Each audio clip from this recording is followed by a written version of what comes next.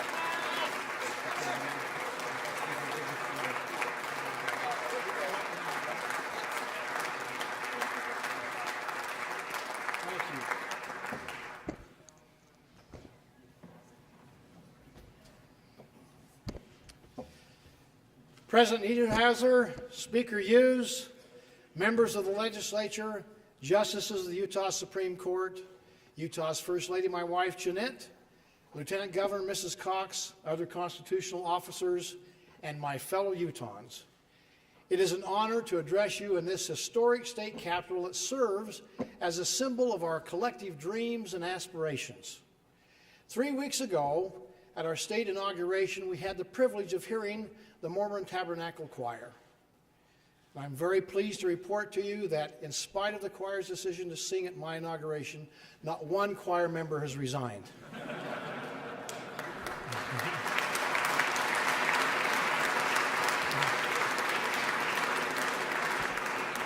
You'll remember that the choir performed Climb Every Mountain. As they sang, I reflected on all the mountains that we must climb and conquer in our own personal lives as a people and as a state. When I first took office, Utah was climbing out of the Great Recession. Recognizing that so many of our challenges required a robust economy, we made economic recovery our primary objective. Our climb has been arduous, but the height that Utah's economy now occupies is remarkable.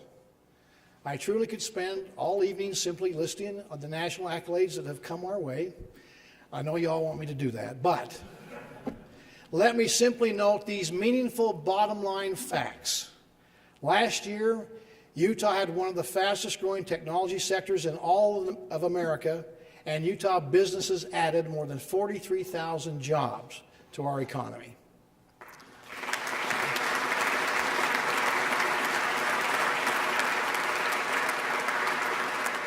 Thanks to the collective efforts of the lawmakers and officials gathered here tonight, and primarily thanks to the hard work and cooperation of the people of Utah, I can say emphatically that the state of our state is truly exceptional.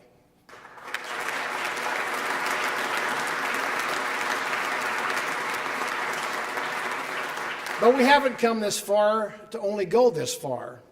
There are several important summits for us to climb together over the next 4 years. But before we talk about those peaks, let me say a few words about two of the very deep and shadowy valleys in our state's current landscape: drug addiction and homelessness. I firmly believe that those closest to such issues will typically have the most informed answers. And I've been encouraged to see our local elected officials, our local law enforcement, and our local charities working together to alleviate the suffering of those seeking treatment and those needing shelter. But I also recognize that the state has a role in addressing this problem. Speaker Hughes, I am particularly grateful for your willingness to address this issue head on. I look forward to your assessment and recommendations about what further state support is needed as you and the legislature engage with and monitor local efforts. And let us as a state be absolutely clear that we will no longer tolerate the unconscionable drug trade that victimizes the most vulnerable in our community. Let us all agree tonight that this absolutely must stop.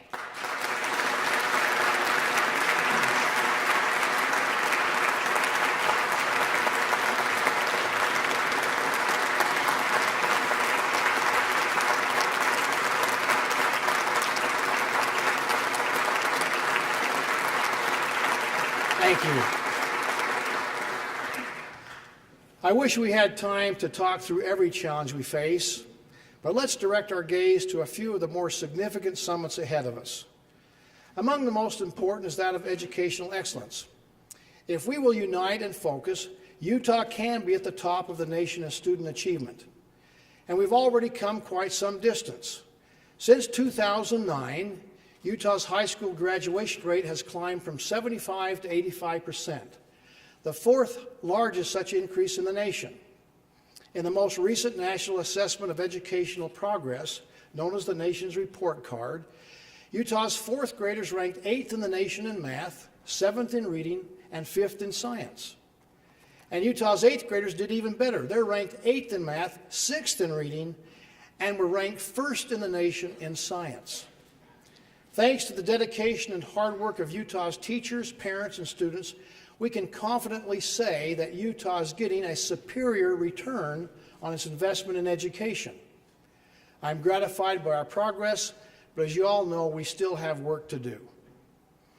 Our strong aggregate statistics mask the challenges faced by some of our students. But I remain hopeful because I know of Utah's innovative and can-do spirit. Therefore, I truly do believe that Utah can be number one in the nation on meaningful, measurable milestones of student achievement. I'm pleased that business leaders, parents, and educators from across the state are very close to uniting on an innovative 10-year plan for kindergarten through post-high school that will take education in Utah from where we are, which is pretty darn good, to where we need to go, which is to be at the very top. Governance of our public education system is complex. Our State Board of Education has the general control and supervision of public education. Our Constitution tasks you, the legislature, with the establishment and maintenance of our public education system. And we recognize that the most important work is accomplished by educators and parents and students at the local level, in our 41 school districts and in our 119 charter schools, all designed to make students college and career ready. Structurally, my role as governor is the power to convene and the power of this bully pulpit. And I can assure you that I will continue to do all that I can to push for support of our frontline educators, for appropriate accountable funding, and for innovative alignment between our classrooms and our diverse and dynamic marketplace. For example, jobs in Utah's aerospace industry are growing faster than there are trained workers to fill them. To address this, in 2015, I announced a pilot program called Utah Aerospace Pathways. Aerospace Pathways provides high school students with early training, internships, and a head start in entering the workforce with world-class aerospace companies in Utah, such as Boeing, Hexcel, and Orbital ATK. Colton Winters, who is here with us tonight in the balcony, was one of the first to enroll in Aerospace Pathways. Recently, Colton's father, Luke Winters, who is also here with us tonight, wrote to me about the great experience his son had in this program. Even better, Hexcel's experience with Colton during his internship was so positive that the company hired him right out of high school. The Pathways model assures parents that their children will find meaningful employment here in the state of Utah. It gives confidence to Utah businesses that they will have a qualified workforce, and it supports our schools by optimizing engagement between business and education. Therefore, I am pleased to announce tonight a major collaboration called Talent Ready Utah that will accelerate these mutually reinforcing successes. Led by the Governor's Office of Economic Development and my education advisor, Tammy Pfeiffer, and in partnership with the State Board of Education, Talent Ready Utah will expand career opportunities statewide by increasing the number of businesses and educational partnerships. Over the next 4 years, for Pathways-like programs alone, Talent Ready Utah will recruit hundreds of businesses across Utah to partner with and invest in local education. And we anticipate that Talent Ready Utah will help fill 40,000 new high-skill, high-paying jobs over the next 4 years.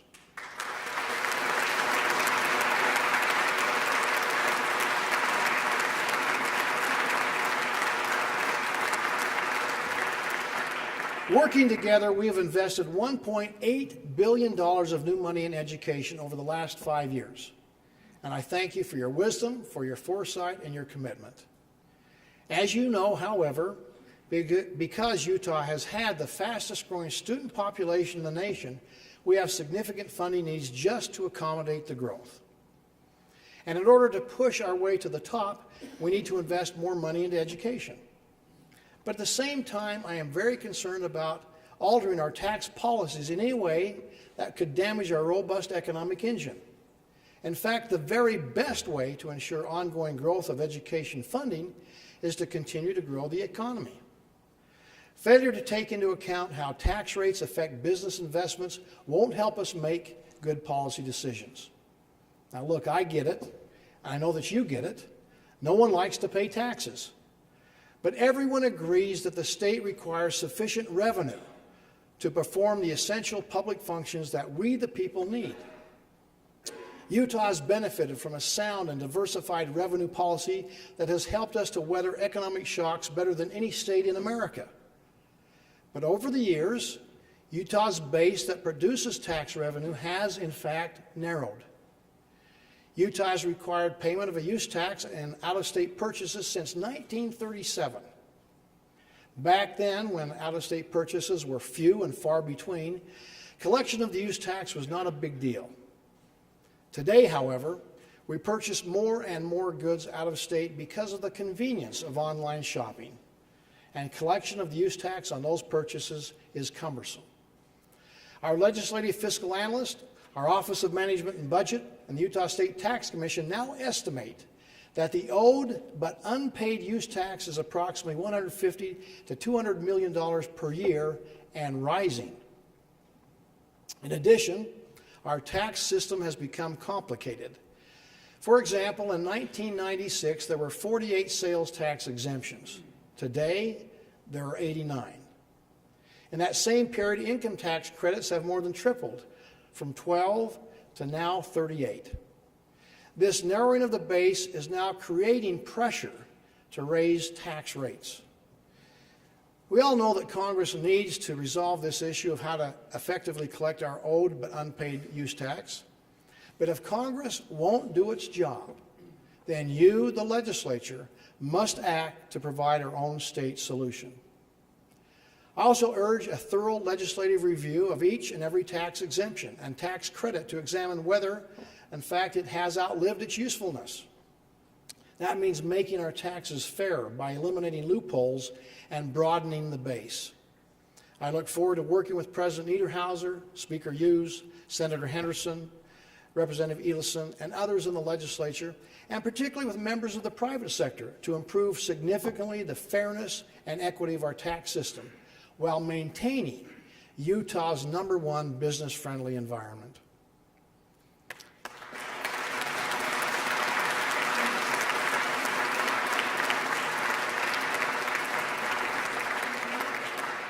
I believe that government regulations are designed to level playing fields and to protect the public. An example of effective state regulations can be found with how Utah governs alcohol.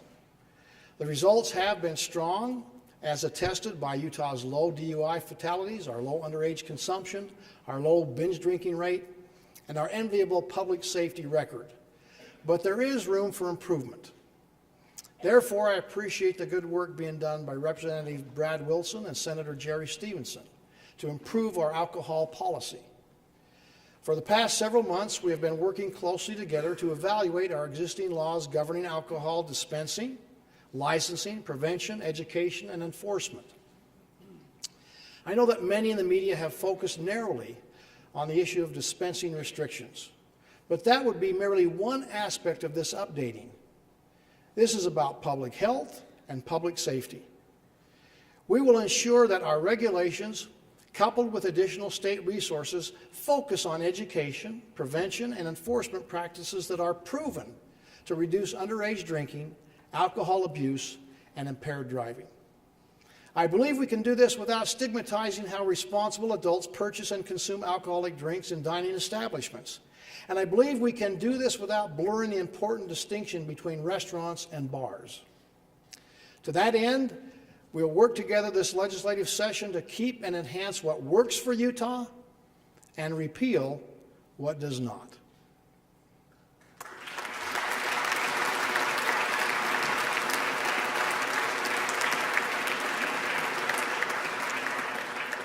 A year ago, I pledged that we would not rest until all 29 counties and all 245 cities and towns in our state were full participants in Utah's tremendous economic success. And we are making progress. Tourism, now an $8.2 billion industry in Utah, is generating over $1 billion in state and local taxes and bringing jobs and more economic diversity to cities and towns in rural Utah. Moreover, visitation at our mighty 5 national parks, our state parks, and other areas of the state hit record levels over the past year. But tourism is only one piece of the puzzle. Across rural Utah, many businesses are working with the state to innovate and to expand. One example is Howling's Tomatoes in Juab County, where state-of-the-art technology has helped them to grow their business by some 280 full-time jobs. Still, the fact remains that parts of Utah outside the Wasatch Front are struggling. Tonight, I would like us to unite behind a goal of creating 25,000 new jobs in the 25 counties off the Wasatch Front over the next 4 years.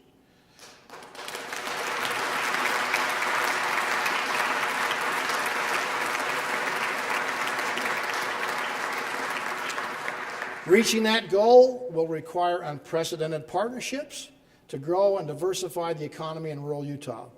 To that end, I will work with Lieutenant Governor Cox and the Rural Partnership Board, the private sector, and you, the legislature, to ensure that all Utahns have the same economic opportunities. So let's work together to create 25,000 new jobs in rural and outlying parts of Utah.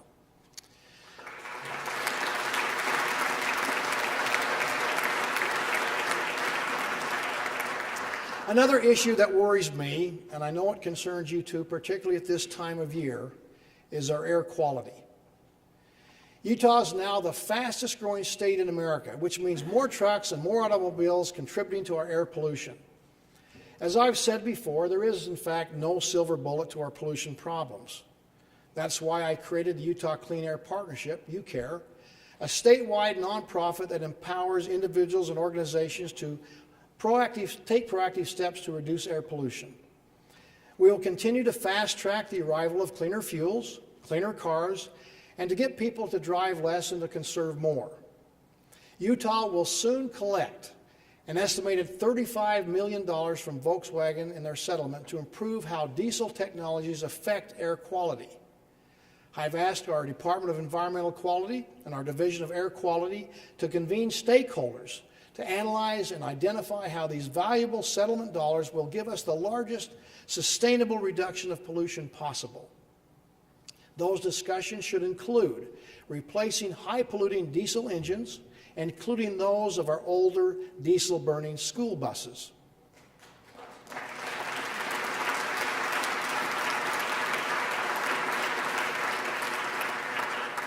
As you know, we are already making a difference. While Utah's population increased by more than 600,000 between 2002 and 2014, total statewide emissions declined by 30%. That's a 46% reduction in per capita emissions.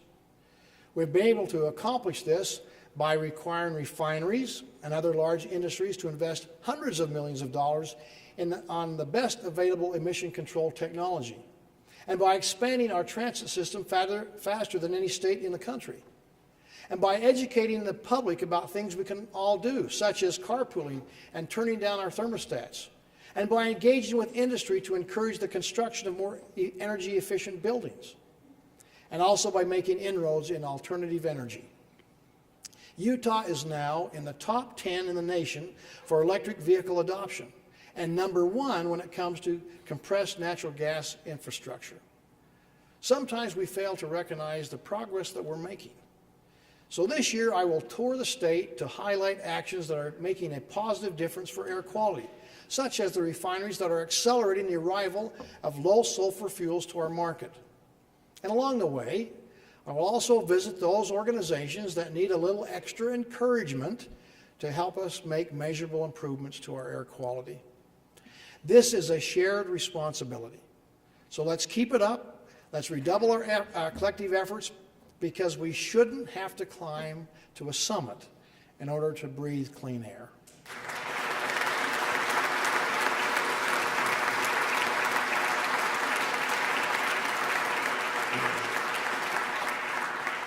Last week I was in Washington, D.C., and boy, am I glad to be home. But having just returned from the inauguration, I can attest that if there is one message that is clear from the new administration, it is that power will be returned to the people and to the states.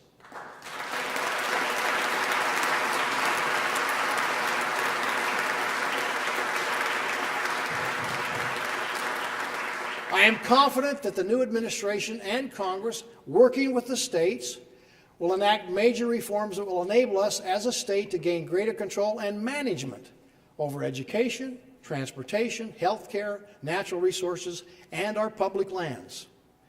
There is a renewed appreciation for the 10th Amendment and a realization that the states are truly the laboratories of democracy, the place where real solutions are developed to improve people's lives. It is at the state level where innovation tailored to the unique local demographics is actually taking place. And Utah is at the forefront of that innovation and that effort. So thank you all.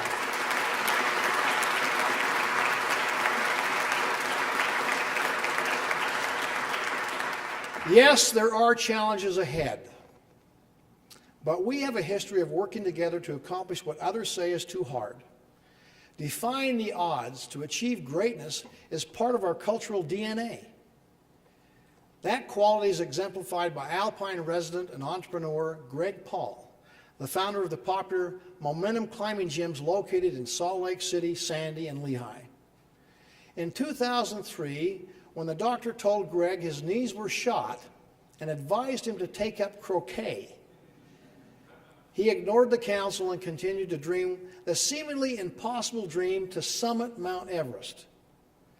In 2008, Greg had his right knee replaced with an artificial knee system made by Draper-based Ortho Development.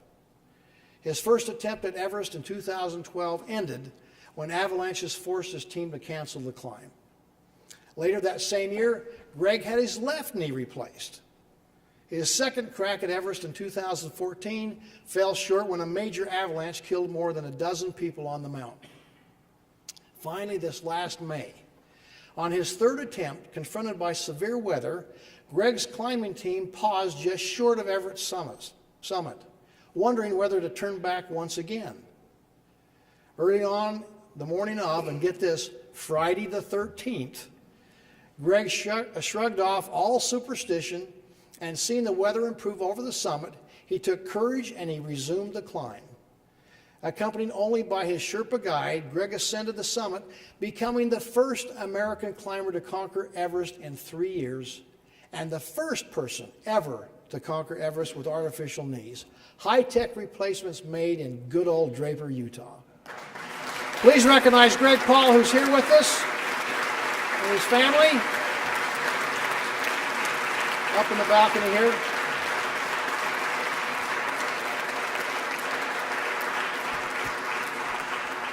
Pretty impressive. As a state, we have daunting summits ahead. We need to get on top of intergenerational poverty, teen suicide, homelessness, and addiction. We need to be at the top of the nation in student achievement and align our training with marketplace demands. We need to keep our tax system balanced and competitive while making it fairer and more inclusive. We need to see that our economic opportunities are expanding statewide. We need to continue to clean up our air. And we need to reinvigorate principled federalism that will allow us to apply Utah solutions to Utah challenges. Like Greg Paul, it may take years of planning and preparation to reach our goal. Like Greg, we may face seemingly insurmountable obstacles on our first and second attempts. Like Greg, we will likely need Utah innovation and technology to enhance our natural capacity. But also like Greg, we need to keep our eye focused on our lofty objective, recognize when the momentary window of opportunity opens, and then seize the day and press on to the top. Personally, I am committed to this trek no matter how difficult the way. I am exhilarated by the challenge because I have never, ever been more optimistic about Utah's prospects for success. And I invite all of you to join me in this effort. May God bless us as we together climb ever higher. May God bless America. May God continue to bless the great state of Utah. Thank you so very much.